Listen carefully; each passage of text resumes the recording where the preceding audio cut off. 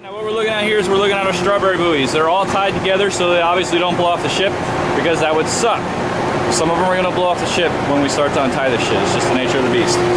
They are wrapped in, and what this is going to do is we're going to take this and we're going to tie this around when we float the friggin' when we float the tow wire. We're going to float the tow wire via a small boat and strawberry buoys all the way over to the stranded vessel.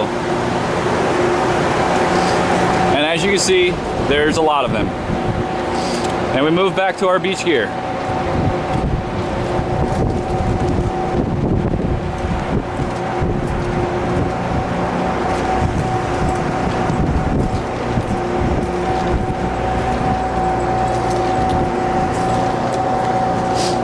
We have the anchor. The anchor has a pennant attached to the end of it as a safety precaution in case if the crown buoy and wire rope snap or break or what have you. Also, as a safety precaution, we have a wire pennant strung and shackled through the pear-shaped detachable link that attaches to the anchor in the event the chain breaks. As you can see, the chain is very big and it is very unlikely to break. But we do everything very safely here. Then attaching to the chain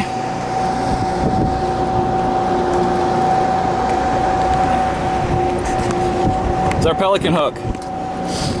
Once we go through the gates of hell, we're going to unmouse here, pull said pin here, trip here. They're going to hit this with a hammer. Hopefully they're not going to miss. They'll probably miss, but hopefully they won't miss. Our pelican hook is attached to our deck fin here, and then the chain is laid out accordingly.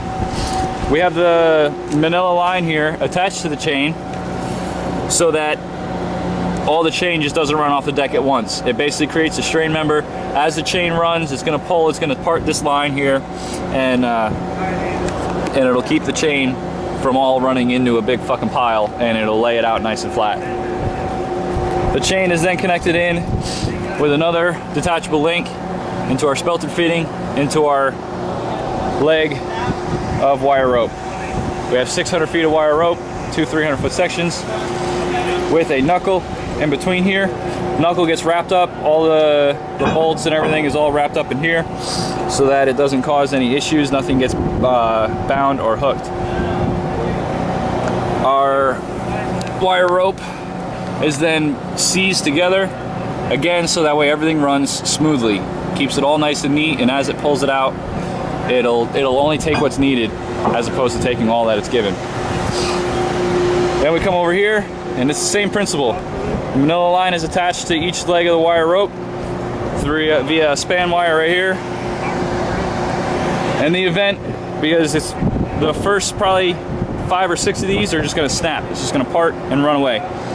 But as the leg starts laying out and we're losing momentum, we might actually have to cut these via axe or hatchet. To our retrieval pennant, which is again bagged and wrapped for chafing purposes, run over the side of the ship, again attached in. Fucking camera, man, this thing sucks. Attached to the side of the ship, as you can see, hangs over the side of the ship, goes into the buoy right there, which is tied off. So as the rope goes out, as the wire rope pays out, this will pay out here, and then the buoy will go with it, and that'll be the last thing off the deck. The buoys are rigged in so that they ride on the wire rope. So it's shackled in, this rides on the wire rope. At the top here, it's moused in, or it's whipped in. You can see it right there, I got that angle on it. But basically it's whipped in with line so it holds it in place.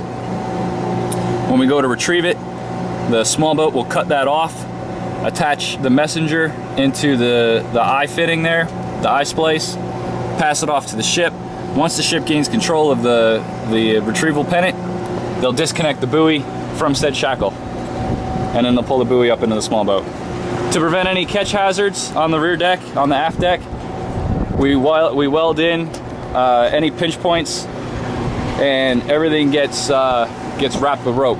So all the external appendages of the ship get wrapped with rope, as you can see there. And then we have the weldings in place to prevent any snags. Again, wrapped with rope, wrapped with rope, wrapped with rope. And that's the aft deck of a leg of beach gear on a TATF. What we had to do here is we had to rig up a different means for connecting the carpenter stopper. Problem being is that we usually use these right here, and we connect them in to our carpenter stopper. Problem with that is that's too long, and it hits our block right here, causing a problem. So what we did is we used two 50-ton shackles here and here, two 30-ton shackles, 1, 2, 3 links of chain,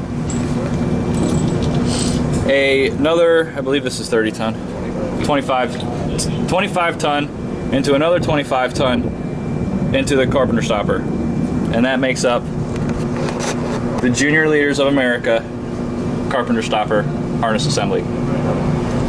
Copyright pending. We do, however, probably need to put quarter 20s on that.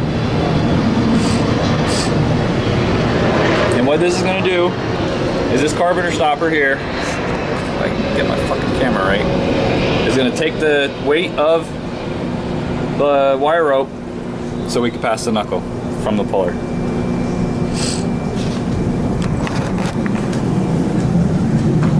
So here's our hydraulic puller, all hooked up.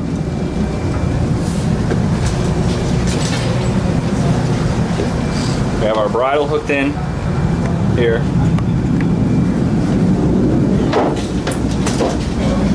Into the tensiometer, shackle, and into our deck plate. Hydraulic cables are run up the side of the ship.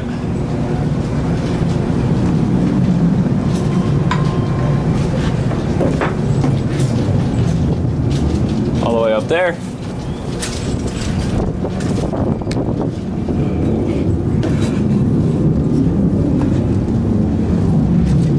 Up and into our control console.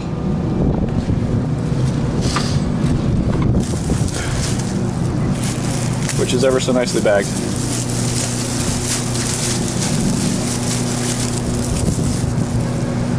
Then here's our controls, and the tensiometer is in its box.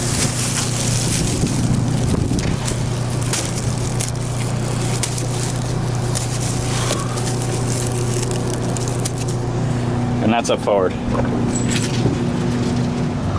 Drop, release that leg.